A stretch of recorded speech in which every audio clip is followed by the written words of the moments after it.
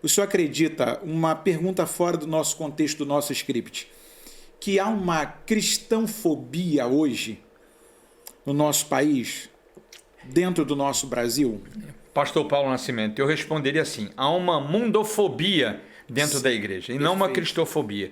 Porque, primeiro, Cristo não me causa fobia, não me causa pânico, estranheza em nada, ele me consola.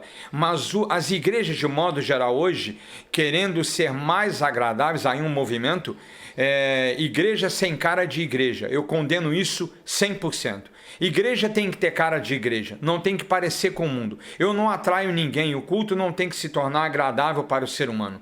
O culto é a palavra de Deus exposta de maneira expositiva.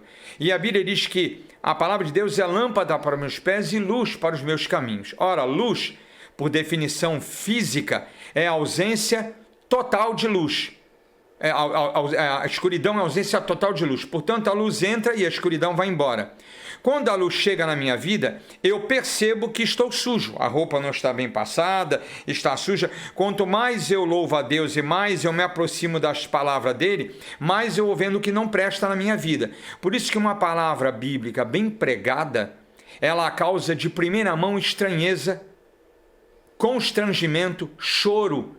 A gente diz: Senhor, eu tenho que mudar. Lembremos o que está registrado no Antigo Testamento em Isaías: ai de mim que pereço, e eu vou citar ele daqui a pouco, que sou homem de lábios impuros e habito no meio de um povo de impuros lábios. Ele, contemplando o Senhor no trono, ele se abala com a presença de Deus, porque ele viu o quanto ele era pecador.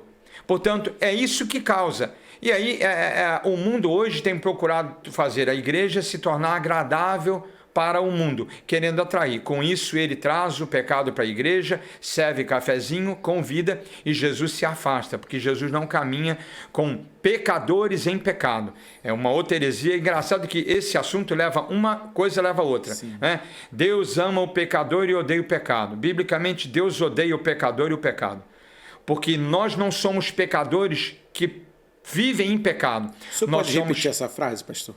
Sim, a gente cresce ouvindo assim: Deus ama o pecador, mas odeia o pecado. Sim. Isso não é bíblico. Deus odeia o pecador e odeia o pecado, porque o pecador, por definição etimológica, bíblica, teológica, é aquele que vive em pecado. Ele pede perdão para tomar a ceia do Senhor, né? Para não cair fulminado, é o que reza o mercado gospel, o evangélico, e ele já programa para pecar na segunda, na terça, na quarta, enfim, ele vive em pecado. Mas nós estamos num corpo corruptível, incorruptibilidade só na glória. Então eu peco aqui, ali, acolá. E aí é a leitura perfeita de Romanos 7, quando Paulo, e aí caímos em outra heresia: eu sou igual a Paulo, bem que eu quero fazer se não faço, e o mal que eu repudio, esse eu acabo fazendo. Não foi o que Paulo disse. Paulo chegava no final do dia, numa análise gramatical, a gente vê isso muito bem numa hermenêutica, numa análise do texto. E ele dizia assim: eu não consegui terminar o dia fazendo como eu queria, agradar a Deus totalmente. Então Paulo se esmurrava por isso, ele brigava com ele mesmo. Mas não que eu sou igual a Paulo porque eu quero fazer o bem e não faço. Isso é uma desculpa chula, fuleira, sem análise bíblica nenhuma. Porque a galera, ela cisma de fazer, falar e programar determinadas coisas. Eu não sei como é que funciona a questão de convites de pregação e de estudo lá na Presbiteriana do Brasil. Nós, assembleianos, aí eu falo da denominação que faço parte e caminho em comunhão com meu irmão, porque somos amigos, estamos debaixo da mesma promessa que é o céu, através de Jesus, e às vezes as pessoas dão um tema para a gente que não tem nada a ver com a Bíblia. Por exemplo, quantas vezes já se ouviu nos nossos púlpitos: prepara-te, ó Israel, para te encontrares com o Senhor teu Deus, em cima do profeta menor, mas quando você vai olhar o contexto do versículo Sim. que está sendo focado para uma determinada situação, a coisa é muito mais diferente do Sim. que a proposta original daquela igreja. Eles, como são temáticos, não são expositivos nem textuais, eles pegam uma coisinha e jogam para o povo. E aí, como é que fica essa questão? Eu não vou me atrever a falar em nome da IPB, Sim. Na igreja que estou plantando, né, a Igreja Presbiteriana Fiéis à Palavra, eu tenho como prerrogativa pregar a Bíblia de forma fiel e profunda. Portanto, eu não é porque o pastor é presbiteriano que vai assumir o púlpito da igreja que eu prego. A responsabilidade daquele púlpito é minha, eu vou dar contas a isso a Deus. Então a gente vê erros e extravagâncias fora da Bíblia, por isso são erros, em qualquer denominação. Como também posso receber e recebo um pastor de qualquer outra denominação séria que pregue Jesus, uma vez que ele passa para mim o esboço e o que ele crê. Eu não, como eu disse antes para você, a gente já se conhece há um tempinho, eu não prego viés denominacional. Estou na igreja presbiteriana, mas antes de ser fiel à igreja presbiteriana, eu sou fiel à palavra de Deus.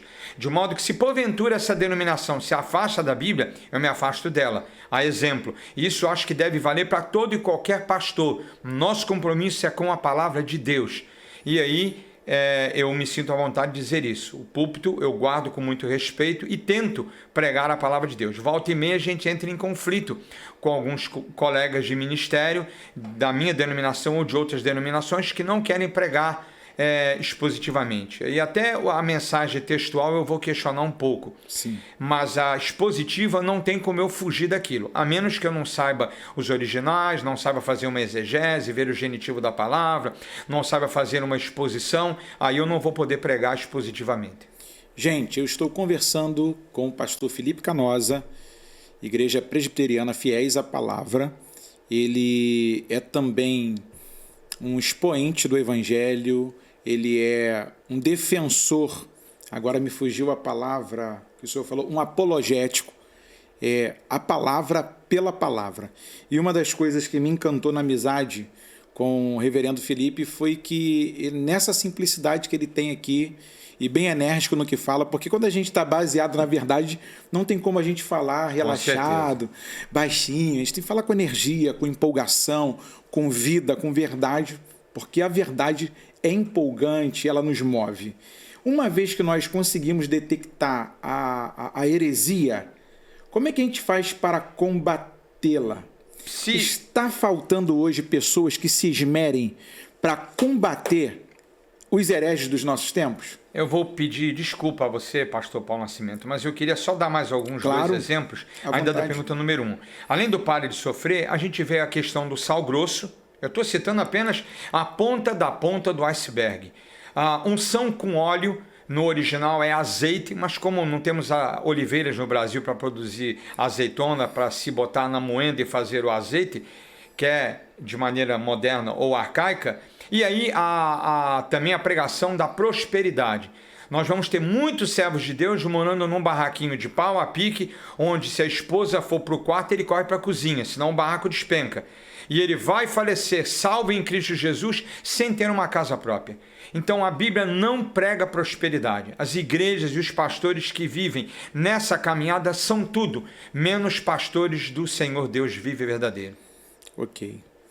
Agora a pergunta número 2. E aí? Identificamos heresias, tais como essas que o senhor citou. Como é que a gente faz para combatê-las? Está faltando material, pessoas que se levantem para combatê-las no Brasil hoje? Com certeza, sim. Faltam pessoas, até porque quando se levanta pessoas, a gente vai para... O que é o lado reformado? Muita gente hoje que está nos ouvindo são pentecostais, neopentecostais e pessoas que não entendem o que é isso. Frutos da reforma só temos 2 denominações, a presbiteriana e a congregacional. São filhos direto da reforma. Batistas, assembleanos, metodistas e adjacentes e frutos dessas denominações, e a que mais contribuiu para uma multiplicação de inúmeras igrejas é o segmento pentecostal chamado Assembleia de Deus. Mas como filhos da reforma, a gente prega o que pregou Wycliffe, o inglês, a volta para a palavra de Deus, o que pregou John Hus na Batávia, quando foi queimado vivo, a volta para a palavra de Deus. E aí depois, Lutero, um século depois de Hus, ele faz a contestação, ele desafia o papado, ele vai contra Roma, porque ele percebe que a igreja estava caminhando numa sinagoga de Satanás. Como diz lá em Apocalipse capítulo 2, versículo 9 e capítulo 3, versículo 9. Sinagoga de Satanás, era o que eles andavam. E aí Lutero rompe. Portanto, sim, está faltando pessoas como Lutero. Os pastores hoje um número, infelizmente, consideravelmente crescente, prezam muito por uma mordomia, um ganho, e aqui abro um outro parênteses, não há nada de errado e sim de bíblico. Digno é o obreiro do seu salário. Biblicamente, o pastor tem que viver do salário. Infelizmente, alguns que vivem do salário são acharcados porque não sabem fazer outra coisa. Mas Deus chama, e a Bíblia diz que quem Ele chama, Ele sustenta. Passar por apertos, a gente vê o exemplo do apóstolo Paulo, pastor Paulo Nascimento, né? Seu conterrâneo, o apóstolo Paulo. Ele viveu na fartura e na escassez de pão. Eu lembro da mamãe, pertence eu e a minha irmã de família de imigrantes, são os lusitanos, portugueses, e aí a mamãe dizia que levantava a fatia do pão sobre a lâmpada, e a vovó fazia o mesmo, para ver se dava para observar o outro lado, se não cortava a fatia ao meio, de novo, porque Portugal não participou oficialmente da Segunda Guerra, mas os territórios dele foram atacados, e meu pai foi um dos que foi enviado para combater esses ataques na África. Inclusive perdi 2 tios lá, e o papai voltou vivo, por isso eu estou aqui. Portanto, somos perseguidos. Temos que viver na fartura e na escassez de pão. Não há promessa na Bíblia que eu vou ter um carro do ano, que eu não vou ter perseguições, então isso já se torna uma pregação fora da Bíblia, uma pregação herética. Você disse, por que a heresia, uma vez que a heresia é detectada, não é isso? Como combatê-la? Com a Bíblia. E eu vou citar Colossenses 2, versículo 8, eu coloquei aqui na tela para eu ler, porque não tenho a menor intenção de ficar decorando um versículo atrás do outro. Eu vou usar a versão da NVA. Tenham cuidado, portanto, a primeira observação do apóstolo Paulo aqui para a igreja de Colossos é ter cuidado, atenção, cuidado, para que ninguém, absolutamente ninguém, então haviam várias pessoas, para que ninguém vos escravize, sinagogon em grego. Essa tradução literal pode significar sinagoga. E aí a gente vai lembrar de novo da passagem que falei de Apocalipse, sinagoga de Satanás. Porque você está preso numa igreja falsa, numa sinagoga, é uma prisão. Mas a tradução original é escravize, prisão. Cuidado que ninguém te escravize, te aprisione. Numa filosofia vã, num segmento sem base bíblica. E aí, como pastor, eu vou alertar, cuidado com o viés denominacional. Isso não é uma apologia minha contra as denominações. Mas temos que fazer o que os bereanos fizeram, analisaram Paulo pelo Pentateuco, pelo o veterotestamentário que já eles tinham conhecimento, não de todo ele, e aí permitiram que Paulo prosseguisse. A igreja hoje tem que questionar o pastor tem que pesquisar, ele não pode abrir a Bíblia e dizer, Senhor, me dá a mensagem, meter o dedão e escolher o que vai falar. É como que, calma aí, senhor, tá aqui. Porque as pessoas têm a ideia de que não, Deus vai me permitir abrir a boca e Ele mesmo vai encher. Mas como é que Deus vai lembrar aquilo que você não estudou?